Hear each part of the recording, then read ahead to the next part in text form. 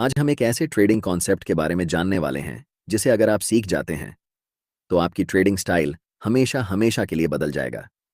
Technical analysis के जन्मदाता Charles डॉ ने ईयर 1900 में एक थ्योरी दिया था, डॉ थ्योरी, जिससे लोग एक्चुअली मार्केट को प्रिडिक्ट कर सकते थे कि आगे क्या होने वाला है। भले ही आज के यूट्यूब ट्रेडिंग चैनल इस बारे में बात ना करती हो, लेकिन आज भी यह स्ट्रेटजी उतनी ही कामयाब है जीतने की 100 साल पहले थी। और यह स्ट्रेटजी इसी थ्योरी से ड्राइव हुआ है, जिसे मल्टी टाइम फ्रेम एनालिसिस कहा जाता है। इस वीडियो में मैं आपको समझाऊंगा कि कैसे आप हायर टाइम फ्रेम से लेकर लोअर टाइम फ्रेम तक चार्ट्स का एनालिसिस कर सकते हैं और अपने ट्रेडिंग डिसीजन को बेहतर बना सकते हैं। तो सबसे पहले समझते हैं कि मल्टी टाइम फ्रेम एनालिसिस होता क्या है। यह एनालिसिस का एक तरीका है जिसमें आप पहले हायर टाइम फ्रेम का एनालिसिस करते हैं और फिर धीरे धीरे लोअर टाइम फ्रेम तक आते हैं। इस प्रोसेस में आपको 3 महत्वपूर्ण टाइम फ्रेम की जरूरत होती है। पहला time frame direction time frame होता है, जिसका उपयोग आप मार्केट की दिशा को समझने के लिए करते हैं। यानी आप देखते हैं कि प्राइस ऊपर जा रहा है, नीचे जा रहा है या साइडवेज मूव कर रहा है, जिससे आपको ओवरऑल ट्रेंड का आइडिया मिलता है। दूसरा time frame behaviour time frame होता है, जो प्राइस के बिहेवियर के बारे में डिटेल में बताता है। यानी प्राइस का मोमेंटम कैसा है, मार्केट स्ट्रक्चर ब्रेक हो रहा है या नहीं, वीक रिजेक्शंस या डोजी कैंडलस्टिक्स दिख रहे हैं या नहीं, और मार्केट रिट्रेस कर रहा है या नहीं। तीसरा और आखिरी time frame entry time frame होता है, जिसमें आप एक्चुअल ट्रेड एंटर करते हैं। अगर प्राइस डाउन ट्रेंड में है तो आप सेल के लिए देखेंगे, और अगर अपर ट्रेंड में है तो आप बाय करने के लिए देखेंगे। ये बहुत सिंपल है। ये जो टाइम फ्रेम्स आप इस्तेमाल करेंगे वो आपके ट्रेडिंग स्टाइल पर निर्भर करते हैं। मान लीजिए मैं इंट्राडे और स्विंग ट्रेडिंग का मिक्स उपयोग करता हूं, तो मैं 4 घंटे का टाइम फ्रेम डायरेक्शन के लिए, 1 घंटे का टाइम फ्रेम बिहेवियर के लिए और 15 मिनट का टाइम फ्रेम एंट्री के लिए उपयोग करता हूं। लेकिन अगर आप स्काल्पर हैं तो आपके लिए ये टाइम फ्रेम्स अलग होंगे। आप 1 घंटे को डायरेक्शन के लिए, 15 मिनट को बिहेवियर के लिए और 5 मिनट टाइम फ्रेम को एंट्री के लिए इस्तेमाल करेंगे। इसलिए टाइम फ्रेम पूरी तरह से आपके ट्रेडिंग स्टाइल पर निर्भर करता है, लेकिन मैंने एग्जाम्पल देकर समझा दिया है, जिससे आप अपने ट्रेडिंग स्टाइल के हिसाब से सही टाइम फ्रेम चुन सकते हैं। मल्टी टाइम फ्रेम एनालिसिस को शुरू करते हैं, जिसमें हम सबसे पहले 4 घंटे के टाइम फ्रेम को चुनेंगे, ताकि हमें पता चल सके कि मार्केट इस समय किस दिशा में है। 4 घंटे का टाइम फ्रेम चुनने का सबसे बड़ा कारण यह है कि यह हमें मार्केट का पूरा स्ट्रक्चर बता देता है कि अभी मार्केट किस दिशा में है। अगर हम 15 मिनट का चार्ट इस्तेमाल करते तो हमें स्पष्ट दिशा का पता नहीं चलता, क्योंकि प्राइस ऊपर नीचे कर रही होती है। इसलिए दिशा को समझने के लिए हमेशा बड़े टाइम फ्रेम पर जाना बेहतर रहता है।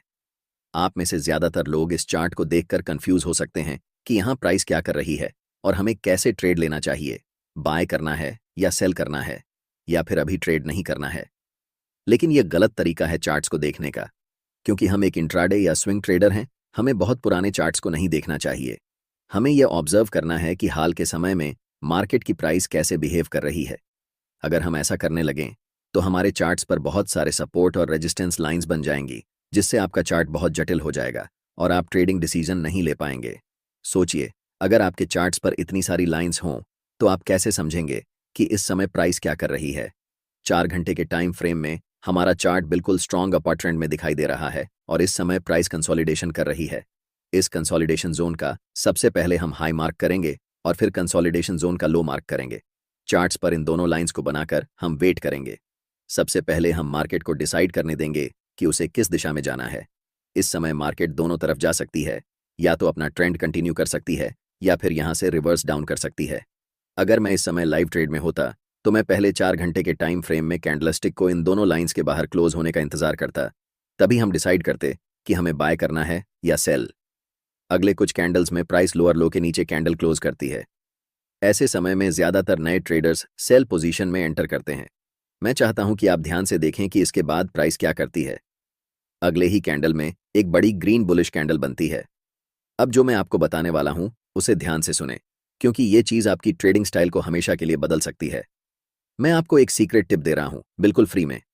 अभी चार्ट्स 4 घंटे के टाइम फ्रेम में हैं और हम देख सकते हैं कि ये एक स्ट्रॉन्ग अप ट्रेंड है। लेकिन जैसे ही हम चार्ट्स को 1 घंटे के टाइम फ्रेम में बदलते हैं तो हमें दिखता है कि प्राइस धीरे धीरे नीचे की तरफ जा रही है। और जब हम 1 घंटे के टाइम फ्रेम को 15 मिनट के टाइम फ्रेम में बदलते हैं तब हमें चार्ट्स पर एक स्ट्रॉन्ग डाउन ट्रेंड दिखता है। ये बात आपको कंफ्यूज कर सकती है कि 4 घंटे के टाइम फ्रेम पर प्राइस अप ट्रेंड दिखा रही है, लेकिन 1 घंटे और 15 मिनट के टाइम फ्रेम में प्राइस डाउन ट्रेंड शो कर रही है।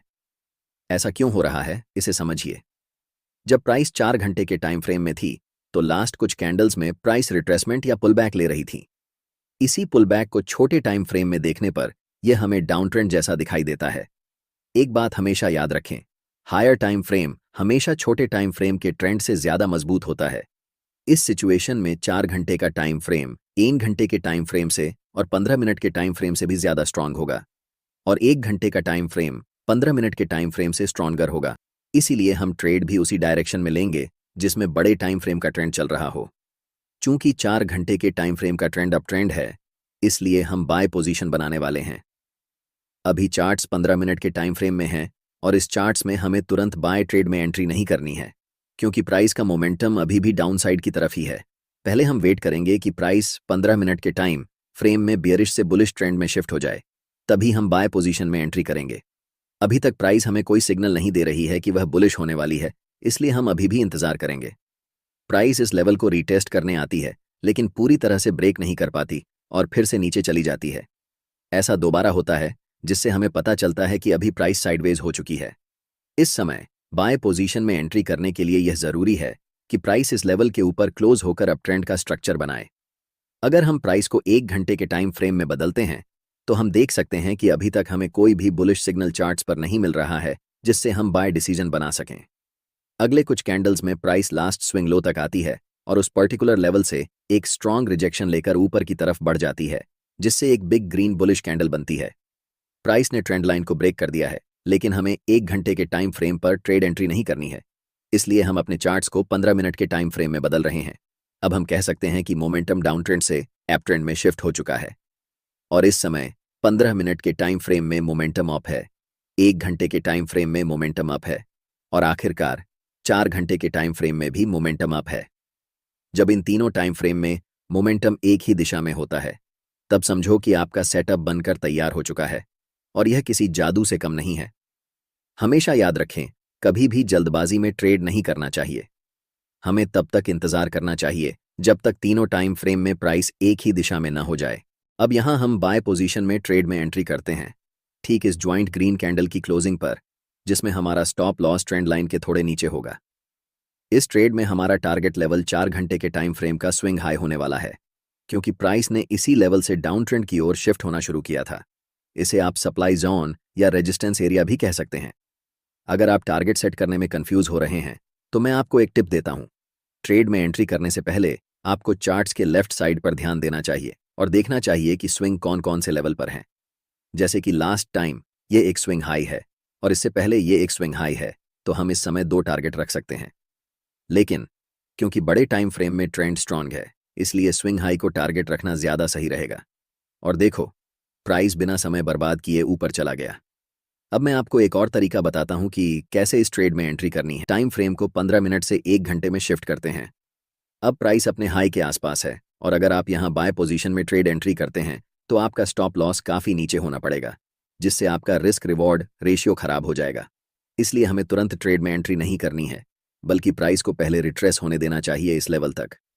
प्राइस रेड कैंडल बनाते हुए नीचे आती है और इस लेवल को टच करती है, लेकिन आप तुरंत यहां पर एंट्री नहीं ले सकते। अगर आप यहां एंट्री लेते हैं तो आप बस अनुमान लगा रहे हैं कि प्राइस ऊपर जाएगा, लेकिन प्राइस बहुत अनिश्चित होता है। चाहे कितना भी महत्वपूर्ण लेवल क्यों ना हो, वह कभी भी ब्रेक हो सकता है या फिर उस लेवल को रिस्पेक्ट नहीं कर सकता है। इसलिए हम इंतजार करते हैं कि मार्केट पहले कंफर्म हो जाए कि वह किस दिशा में जाने वाली है, उसके बाद ही हम ट्रेड में एंट्री करेंगे। आप अगर अपनी इच्छा के अनुसार ट्रेड करेंगे तो यह एक खतरनाक तरीका हो सकता है। कभी भी मार्केट में सर्वाइव नहीं कर सकते हैं, चाहे आपके पास कितना भी कैपिटल क्यों ना हो। अधिकतम 1 सप्ताह लगेगा और आपका कैपिटल डूब जाएगा। इसलिए हमेशा कंफर्मेशन का वेट करना चाहिए। अब प्राइस को 15 मिनट के टाइम फ्रेम पर शिफ्ट करते हैं। अगर आप देख रहे हैं कि प्राइस अभी भी डाउन ट्रेंड में है, तो हमें कुछ नहीं करना चाहिए। जब तक हमें इस लेवल के ऊपर एक स्ट्रॉन्ग ग्रीन कैंडल के साथ प्राइस क्लोज नहीं कर जाती, तब तक इंतजार करना जरूरी है। एक बार फिर प्राइस प्रीवियस स्विंग लो को ब्रेक करती है और अगले कुछ कैंडल में एक स्ट्रॉन्ग ग्रीन कैंडल बनाते हुए ऊपर की तरफ जाती है और इस लेवल के ऊपर स्ट्रांगली क्लोज हो जाती है। यहां पर एक कारण है कि प्राइस इसी पार्टिकुलर लेवल से रिवर्स क्यों हुआ। जैसे ही हम चार्ट्स को बड़े टाइम फ्रेम पर शिफ्ट करते हैं तो चार्ट्स के लेफ्ट साइड में और इस लेवल के ऊपर स्ट्रांगली क्लोज हो जाती है। यहां पर एक कारण है कि प्राइस इसी पार्टिकुलर लेवल से रिवर्स क्यों हुआ। जैसे ही हम चार्ट्स को बड़े टाइम फ्रेम पर शिफ्ट करते हैं तो चार्ट्स के लेफ्ट साइड में एक डिमांड जोन नजर आता है। हम यहाँ सप्लाई और डिमांड जोन कैसे ड्रॉ करते हैं इस पर चर्चा नहीं करेंगे, क्योंकि मैंने इस टॉपिक पर पहले ही एक डिटेल वीडियो बना दिया है। आप चैनल पर जाकर वह वीडियो देख सकते हैं। मैं चाहता हूं कि आप इस स्थिति को ध्यान से देखें और इसे उस वीडियो से लिंक कर पाएं जो मैंने पहले बनाया है। अब हमारे पास 3 कन्फर्मेशन है। फर्स्ट, 15 मिनट के टाइम फ्रेम में ट्रेंड अप है। सेकंड, 1 घंटे के टाइम फ्रेम में ट्रेंड अप है। और थर्ड, 4 घंटे के टाइम फ्रेम में भी प्राइस अप है। हम जानते हैं कि यह सेटअप हमारे लिए एक जादू की तरह काम करता है। इस कैंडल की क्लोजिंग पर हम बाय ट्रेड में एंट्री करेंगे, जिसमें हमारा स्टॉप लॉस कैंडल के लो के पास होगा और take profit next swing high पर होगा। अगर हम बड़े टाइम फ्रेम पर देखें तो ये हमारा 1 के लेवल है जहां तक प्राइस जा सकती है। आप देख सकते हैं कि प्राइस वैसा ही करता है, धीरे धीरे मार्केट स्ट्रक्चर बनाते हुए ऊपर की तरफ उस लेवल को टच करती है, जिससे हमारा टारगेट हिट हो जाता है और हम प्रॉफिट बुक कर लेते हैं। यह ट्रेडिंग स्ट्रेटेजी मेरे लिए सबसे अच्छा काम करती है, क्योंकि मैं एक इंट्राडे के साथ साथ स्विंग ट्रेडर भी हूं। लेकिन जब आप इस स्ट्रेटेजी को उपयोग में लाएंगे तो अपने ट्रेडिंग स्टाइल के अनुसार टाइम फ्रेम को चेंज कर सकते हैं। दोस्तों, आपको ट्रेडिंग करनी है या फिर स्टॉक मार्केट में इन्वेस्टमेंट करना है तो आपको एक डीमैट अकाउंट की जरूरत पड़ती है। मैंने एंजल वन ऐप का लिंक इस वीडियो के डिस्क्रिप्शन में दिया है।